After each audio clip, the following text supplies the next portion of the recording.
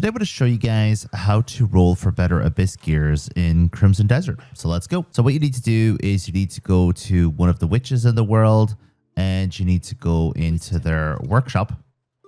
And then you need to craft Abyss gears. Then you can craft some gears for yourself. So for example, you're going to need about 4 level 1 gears. So I have Insight 1 here. And for anyone who's trying to make Insight 1s, you can actually use Punies instead of the butterfly. Small little tip there for you guys.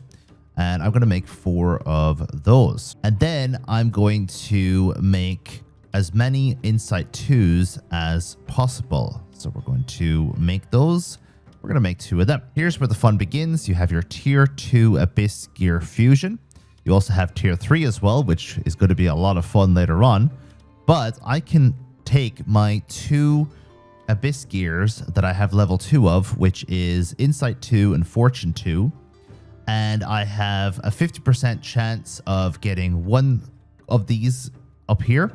I have a 46% chance of getting a tier 3 Abyss gear. And then I have a 4% chance of getting a greater Abyss gear. So I can create a greater Abyss gear right now. And let's see what we get. And if I reload the game, if I don't get what I want, if I reload the game, I have a chance of getting a better one again.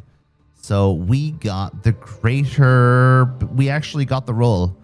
So that's actually very rare, 4%, as I mentioned already.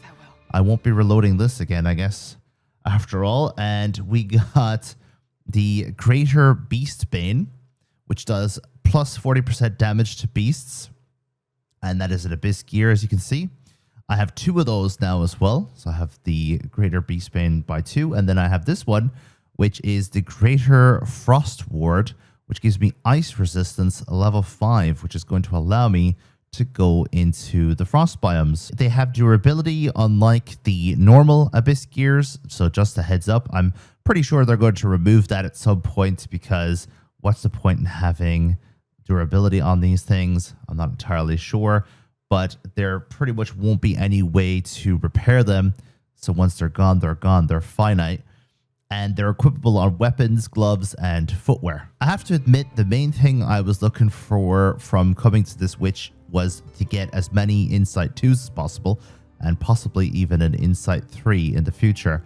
And now I'm after getting rid of one of my Insight 2s for this video for that roll, but I mean, it's a 4% chance of getting that.